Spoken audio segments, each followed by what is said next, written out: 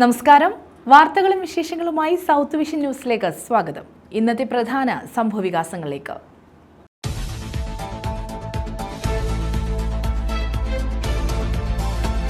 കൊല്ലത്ത് മാതാവിനെ കഴുത്തറുത്ത് കൊലപ്പെടുത്തിയ ശേഷം മകൻ ജീവനൊടുക്കി. തഴുത്തല PK ജംഗ്ഷന് സമീപം നസിയത്ത്, മകൻ ഷാൻ എന്നിവരാണ് മരിച്ചത്. കൊലപാതകത്തിന്റെയും ജീവനൊടുക്കലിന്റെയും കാരണം വ്യക്തമല്ല.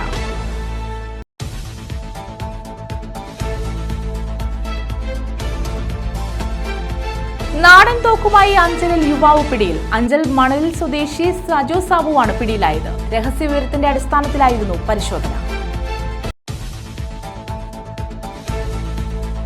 മൈലം കാരൂരിലെ കളിസ്ഥലം മന്ത്രിമാരായ വി അബ്ദുറഹ്മാനും KN ബാലഗോപാലും സന്ദർശിച്ചു. കിക്ക് ഡ്രഗ്സ് SAY-S2 സ്പോർട്സിന്റെ ഭാഗമായാണ് കളിസ്ഥലം നിർമ്മിക്കുന്നത്. പുതുതലമുറയെ ലഹരിക്ക് വിട്ടുകൊടുക്കാതെ ജീവിതത്തിലേക്ക് തിരിച്ചുപിടിക്കാൻ കായിക പ്രവർത്തനങ്ങൾക്ക് കഴിയുമെന്ന് മന്ത്രി വി അബ്ദുറഹ്മാൻ. ആലപ്പുഴ RT ഓഫീസിന്റെ നേതൃത്വത്തിൽ KP റോഡിൽ സംയുക്ത വാഹന പരിശോധന. ഡ്രൈവ് അവേ ഫ്രം ഡ്രഗ്സ് എന്ന ക്യാമ്പയിന്റെ ഭാഗമായാണ് പരിശോധന നടത്തിയത്. മോട്ടോർ വാഹന, എക്സൈസ്, പോലീസ് വകുപ്പുകൾ സംയുക്തമായാണ് പരിശോധന നടത്തിയത്. വിശദമായ വാർത്തകളിലേക്ക്. കൊല്ലത്ത് മാതാവിനെ കഴുത്തറുത്ത് കൊലപ്പെടുത്തിയ ശേഷം മകൻ ജീവനൊടുക്കി. തഴുത്തല PK ജംഗ്ഷന് സമീപം നസിയത്ത്, മകൻ ഷാൻ എന്നിവരാണ് മരിച്ചത്. നസിയത്തിന്റെ മൃതദേഹം കഴുത്തറുത്ത നിലയിലും ഷാനിന്റെ മൃതദേഹം തൂങ്ങിയ നിലയിലുമാണ് കണ്ടെത്തിയത്. എന്താണ് കൊലപാതകത്തിനും പിന്നാലെയുള്ള ജീവനൊടുക്കലിനും കാരണമെന്ന് വ്യക്തമല്ല.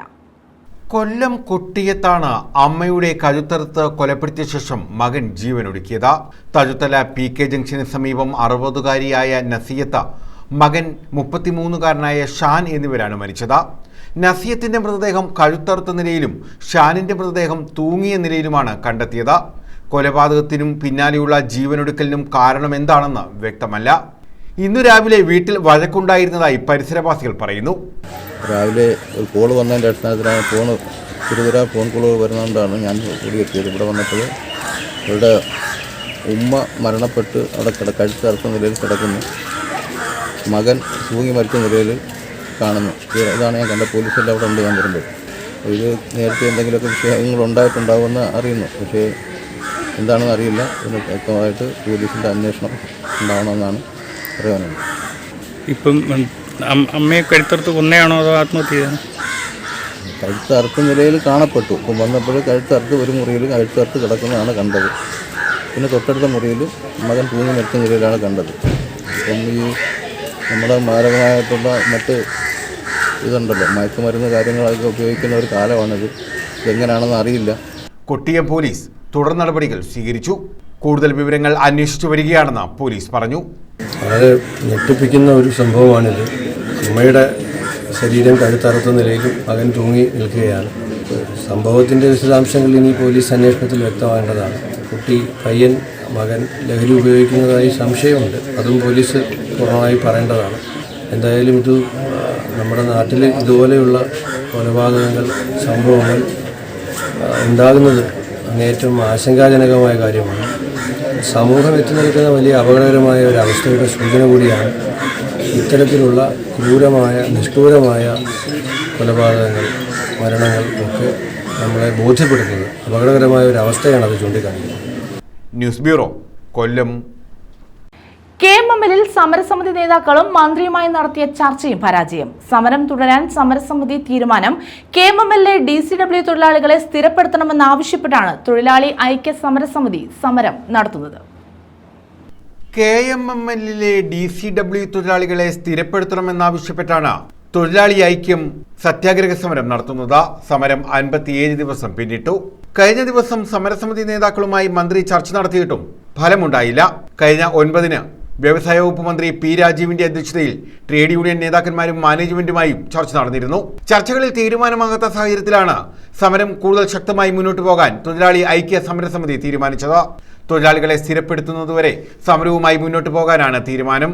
നിരവധി വർഷങ്ങളായി KMML കരാർ വ്യവസ്ഥയിൽ തൊഴിലെടുക്കുന്ന തൊഴിലാളികളെയും വീടും സ്ഥലവും നഷ്ടപ്പെട്ട ആളുകളെയും കൂടി ഉൾപ്പെടുത്തിക്കൊണ്ടുള്ള പട്ടികയാണ് DCW തൊഴിലാളികൾ എന്നറിയപ്പെടുന്നത്. ഈ തൊഴിലാളികളുടെ പട്ടിക 14 വർഷക്കാലമായി തൊഴിലെടുക്കുന്ന തൊഴിലാളികളെ സ്ഥിരപ്പെടുത്തണമെന്നാവശ്യപ്പെട്ടാണ് INTUC ദേശീയ സെക്രട്ടറി K. സുരേഷ് ബാബുവിന്റെ നേതൃത്വത്തിൽ സമരം നടക്കുന്നത്. കഴിഞ്ഞ 57 ദിവസമായിട്ട് KMML DCW തൊഴിലാളികൾ നടത്തിവരുന്ന സത്യാഗ്രഹ സമരത്തിൻ്റെ തുടർച്ചയായിട്ടാണ് സമരം നടന്നു പോകുന്നത്. ഞങ്ങൾ 639 തൊഴിലാളികളിൽ 572 പേരിൽ ഒപ്പിട്ടുകൊണ്ട് ബഹുമാനപ്പെട്ട മന്ത്രിക്കും RLCക്കും മുന്നിലെത്തുകയും ഇവിടെ 2021 മുതൽ 3 വർഷത്തെ കരാറിൽ ആ 2021 പറഞ്ഞ കരാറുകൾ ഒന്നും തന്നെ നടപ്പിലാക്കാതെ 2024 പുതിയ കരാർ കൊണ്ടുവരികയും അതിലും അന്ന് പറഞ്ഞ കരാർ 3 മാസത്തിനുള്ളിൽ നടപ്പിലാക്കാമെന്ന് പറഞ്ഞ ഗ്രാറ്റുവിറ്റി, വെൽഫെയർ, മെഡിക്കൽ ഇൻഷുറൻസ് ഉൾപ്പെടെയുള്ള കാര്യങ്ങളിൽ തീരുമാനമാകാതെ വീണ്ടും 2024 അതേ വിഷയങ്ങൾ തന്നെ കൊണ്ടുവച്ച് വീണ്ടും 2 മാസത്തിനുള്ളിൽ തീരുമാനം എടുക്കും എന്ന് പറഞ്ഞതിനെതിരെയും കഴിഞ്ഞ 25 വർഷം മുതൽ 30 വർഷം വരെ കോൺട്രാക്ട് സൈറ്റുകളിൽ വർക്ക് ചെയ്തവരും DCW ആയിട്ട് കഴിഞ്ഞ 13 വർഷക്കാലമായി വർക്ക് ചെയ്യുന്ന തൊഴിലാളികൾ ഉൾപ്പെടെ സമരപരിപാടികളായിട്ട് മുന്നോട്ട് പോവുകയാണ്. News bureau, Chavara. നാടൻ തോക്കുമായി അഞ്ചലിൽ യുവാവ് പിടിയിൽ. അഞ്ചൽ മണലിൽ സ്വദേശി സജു സാബുവാണ് ഏരൂർ പോലീസിന്റെ പിടിയിലായത്. അനധികൃതമായി ആയുധം കൈവശം സൂക്ഷിക്കുന്നുവെന്ന രഹസ്യ വിവരത്തിന്റെ അടിസ്ഥാനത്തിലായിരുന്നു പരിശോധന. അനധികൃതമായി ആയുധം കൈവശം സൂക്ഷിക്കുന്നുവെന്ന രഹസ്യ വിവരം ലഭിച്ചതിന്റെ അടിസ്ഥാനത്തിൽ ഏരൂർ CI പുഷ്പകുമാറിന്റെ നേതൃത്വത്തിലുള്ള പോലീസ് സംഘമാണ് സജുവിന്റെ വീട്ടിലെത്തി പരിശോധന നടത്തിയത്. പരിശോധനയുടെ അടിസ്ഥാനത്തിൽ തിരകൾ നിറച്ച നിറത്തോക്ക് കണ്ടെത്തുകയായിരുന്നു. കാട്ടുമൃഗങ്ങളെ വേട്ടയാടാനാണ് ഈ തോക്ക് സൂക്ഷിച്ചിരിക്കുന്നതെന്ന നിഗമനത്തിലാണ് പോലീസ്. അനധികൃതമായി ആയുധം കൈവശം വെച്ചതിന് സജുവിനെതിരെ പോലീസ് കേസ് രജിസ്റ്റർ ചെയ്തു. നിയമ നടപടികൾക്ക് ശേഷം സജുവിനെ കോടതിയിൽ ഹാജരാക്കി റിമാൻഡ് ചെയ്തു. News bureau, Anchal. സംസ്ഥാന സർക്കാരിന്റെ 4ാം വാർഷികാഘോഷത്തോടനുബന്ധിച്ചുള്ള പ്രദർശന വിപണന മേളയുടെ 2ാം ദിവസം മാസ്മരിക നിമിഷങ്ങൾ കാഴ്ചവെച്ച നാടൻപാട്ട് കലാസംഘം. കനൽ ഗായകർ താളമേള, വായ്പാട്ട് പെരുക്കം തീർത്തു.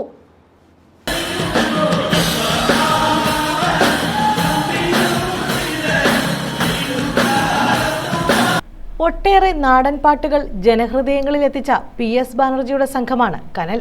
നാടൻപാട്ടിൽ ബാൻഡ് എന്നൊരു ആശയം മുന്നോട്ട് കൊണ്ടുവന്നത് കനൽ ടീമാണെന്ന് പാട്ടുകാരൻ ആദർശ് ചിറ്റാർ പറഞ്ഞു. കാണികളിൽ 2 മണിക്കൂറോളമാണ് ശാസ്താംകോട്ടയിലെ കനൽ പാട്ടുകൂട്ടം വിസ്മയം തീർത്തത്.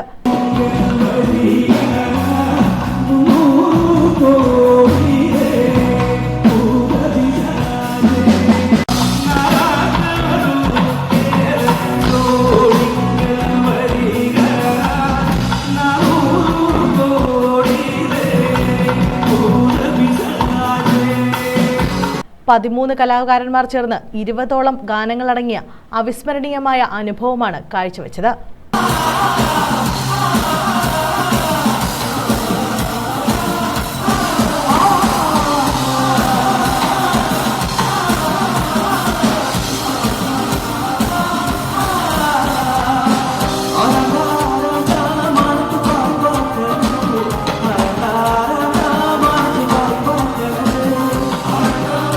ന്യൂസ് ബ്യൂറോ, കൊല്ലം.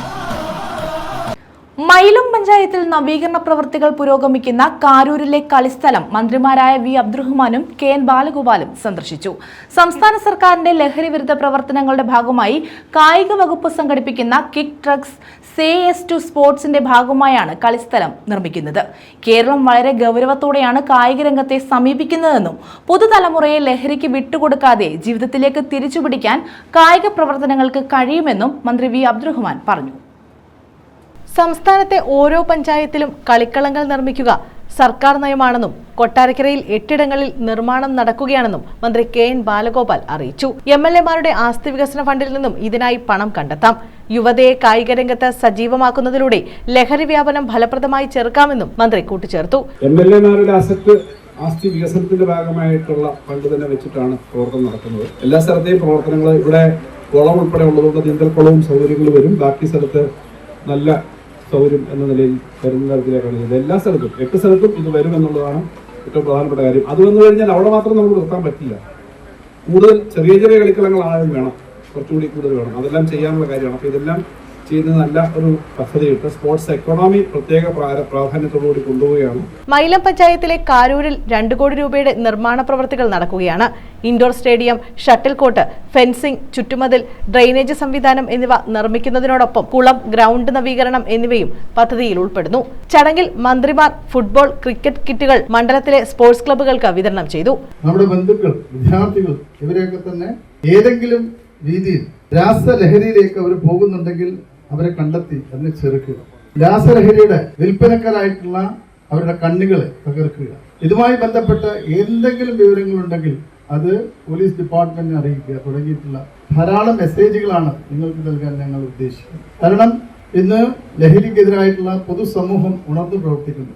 മൈലം ഗ്രാമപഞ്ചായത്ത് പ്രസിഡന്റ് ബിന്ദുജിനാഥ്, പഞ്ചായത്ത് സെക്രട്ടറി വിജയൻ, സംസ്ഥാന sports council president U Sharafali, vice president MR Rejith, ജില്ലാ sports council president X Ernest, sports council standing committee അംഗങ്ങളായ ലേഖ, രഞ്ജു സുരേഷ് എന്നിവർ പങ്കെടുത്തു. ന്യൂസ് ബ്യൂറോ, കൊല്ലം. ശതാബ്ദി സ്മാരക കവാടം ഉദ്ഘാടനം ചെയ്തു. മൈനാഗപ്പള്ളി ശ്രീ ചിത്തിരവിലാസം ഗവൺമെന്റ് LP സ്കൂളിലാണ് ശതാബ്ദി സ്മാരക കവാടം ഉദ്ഘാടനം ചെയ്തത്. ഡോക്ടർ സ്റ്റീഫൻ ഹോക്കിംഗ് സ്മാരക സെമി പ്ലാനറ്റോറിയം, ശാസ്ത്രോത്സവം എന്നിവയും നടത്തി. മൈനാഗപ്പള്ളി ശ്രീ ചിത്തിരവിലാസം ഗവൺമെന്റ് LP സ്കൂളിന്റെ ശതാബ്ദി സ്മാരക കവാടമാണ് ഉദ്ഘാടനം ചെയ്തത്. ഇതോടൊപ്പം doctor Stephen Hawking semi planetarium, ശാസ്ത്രോത്സവം, സെമിനാർ എന്നിവ സംഘടിപ്പിച്ചു. കവാടത്തിന്റെയും സെമി പ്ലാനറ്റോറിയത്തിന്റെയും ഉദ്ഘാടനം മന്ത്രി P. പ്രസാദ് നിർവഹിച്ചു. 20ാമത്തെ വയസ്സിൽ വലിയ ശാസ്ത്ര ഗവേഷണങ്ങളിൽ ഏർപ്പെട്ടുകൊണ്ടിരിക്കുന്ന ഒരു ചെറുപ്പക്കാരൻ പെട്ടെന്ന് കുഴഞ്ഞു വീഴുകയും ഡോക്ടർമാർ എന്തുകൊണ്ട് ഇയാൾ കുഴഞ്ഞു വീണു എന്ന് പരിശോധിക്കുന്നതിനിടയിലാണ് ഇയാളെ ബാധിച്ചിരിക്കുന്നത് ഏറ്റവും മാരകമായ രോഗമാണെന്ന് തിരിച്ചറിയുകയും ചെയ്യുന്നു.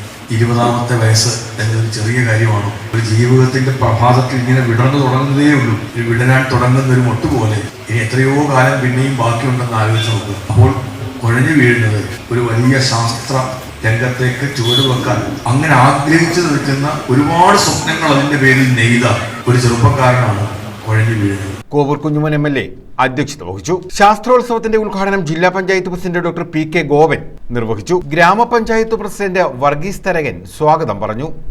ായ രീതിയിലുള്ള ഒരു കവാടം നിർമ്മിക്കുക എന്നുള്ള മൈനാഗപ്പള്ളി ഗ്രാമപഞ്ചായത്തിന്റെ ഒരു ലക്ഷ്യമായിരുന്നു. അത് വളരെ ഭംഗിയായി അതിന്റെ ചുറ്റും അത് ഏറ്റവും ഭംഗിയാക്കി പ്രവർത്തിക്കാൻ നമുക്ക് സാധിക്കുന്നു എന്നുള്ളത് വളരെ അഭിമാനത്തോടുകൂടി ഈ സമയത്ത് അറിയിക്കുകയാണ്. അതിന്റെ ഭാഗമായിട്ടാണ് ഇവിടെ ശതാബ്ദി സ്മാരക കവാടം ഇവിടെ നിർമ്മിക്കുവാൻ പഞ്ചായത്ത് അംഗം R. ബിജുകുമാർ റിപ്പോർട്ട് അവതരിപ്പിച്ചു.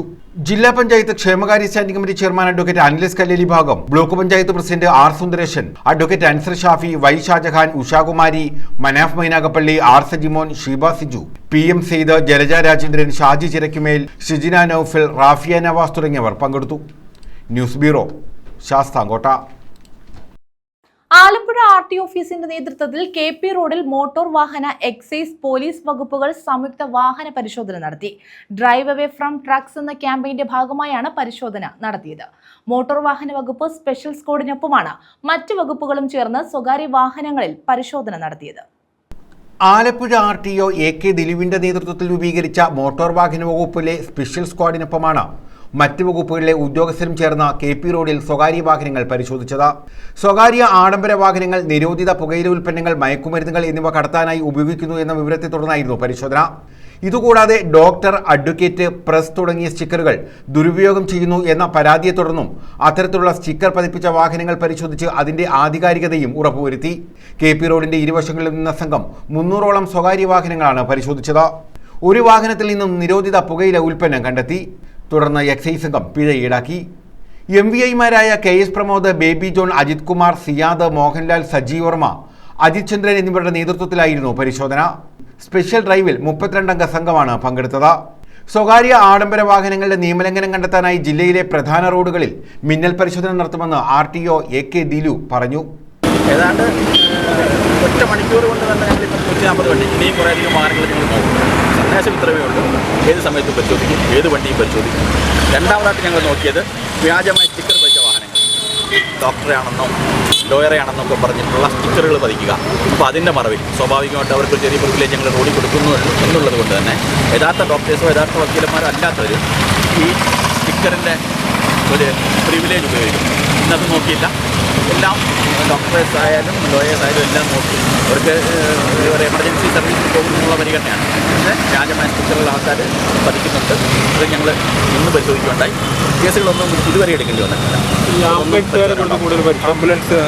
ആംബുലൻസും പരിശോധിക്കും. ആംബുലൻസിന് അങ്ങനെ പ്രത്യേകിച്ച് കാര്യങ്ങളൊന്നുമില്ല. ഒരു രോഗിയുമായിട്ട് ഒരു എമർജൻസി ഘട്ടത്തിൽ പോകുമ്പോൾ ഞങ്ങൾ ഒഴിവാക്കുന്നുള്ളതല്ലാതെ ഇതിൻ്റെ മറവിൽ ഒരു ആംബുലൻസ് കിട്ടുന്ന പ്രിവിലേജിൻ്റെ മറവിൽ ഒന്നും കിടത്താൻ അനുവദിക്കില്ല. അതും പരിശോധിക്കും. News bureau, Kayamkulam. സഹകരണ മേഖലയിൽ പ്രവർത്തിക്കുന്ന ബാങ്കുകൾ ഉപയോഗിക്കേണ്ട വിവിധ തരം രജിസ്റ്ററുകൾ തയ്യാറാക്കി കരുനാഗപ്പള്ളി താലൂക്ക് ലൈബ്രറി സഹകരണ സംഘം. നിലവിൽ വിവിധ സ്വകാര്യ സ്ഥാപനങ്ങളിൽ നിന്നും വലിയ വിലയ്ക്ക് ലഭ്യമാകുന്ന സഹകരണ സ്ഥാപനങ്ങളിലേക്ക് ആവശ്യമായ മുഴുവൻ രജിസ്റ്ററുകളും മിതമായ വിലയിൽ കേരളത്തിൽ ആകമാനം ലഭ്യമാകാനാണ് കരുനാഗപ്പള്ളി താലൂക്ക് ലൈബ്രറി പ്രവർത്തക സഹകരണ സംഘം ലക്ഷ്യമിടുന്നത്. സഹകരണ ബാങ്കുകളിൽ ഉപയോഗിക്കാവുന്ന 16ഓളം രജിസ്റ്ററുകളാണ് മിതമായ നിരക്കിൽ സംഘം തയ്യാറാക്കിയിട്ടുള്ളത്.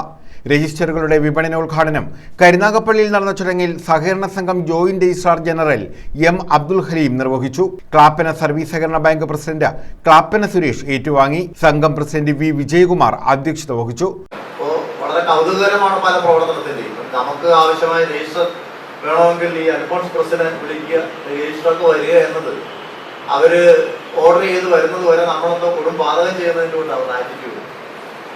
അങ്ങനെ ഇരിക്കുമ്പോഴാണ് ഗ്രന്ഥശാലകളുടെ രജിസ്റ്റർ എങ്ങനെ നിർവഹിക്കാം എന്ന് ആലോചിക്കുകയും നമുക്ക് അഭിമാനം. ഇതിന്റെ ആലോചനയുടെ ആദ്യഘട്ടത്തിൽ ഇപ്പോൾ കേരളത്തിലെ ഏത് സ്വകാര്യ സ്ഥാപനങ്ങളും കൊടുക്കുന്നതിൽ നിന്നും ക്വാളിറ്റേറ്റീവായ ഒരു മെച്ചം ഉണ്ടാകണം നമുക്ക് തീരുമാനിച്ചു. ഭരണസമിതി അംഗം വി പി ജയപ്രകാശ് മേനോൻ സ്വാഗതം പറഞ്ഞു.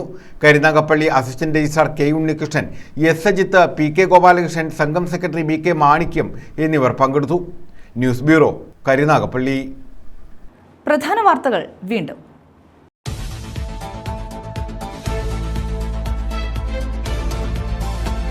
കൊല്ലത്ത് മാതാവിനെ കഴുത്തറുത്ത് കൊലപ്പെടുത്തിയ ശേഷം മകൻ ജീവനൊടുക്കി. തഴുത്തല PK ജംഗ്ഷന് സമീപം നസിയത്ത്, മകൻ ഷാൻ എന്നിവരാണ് മരിച്ചത്. കൊലപാതകത്തിന്റെയും ജീവനൊടുക്കലിന്റെയും കാരണം വ്യക്തമല്ല.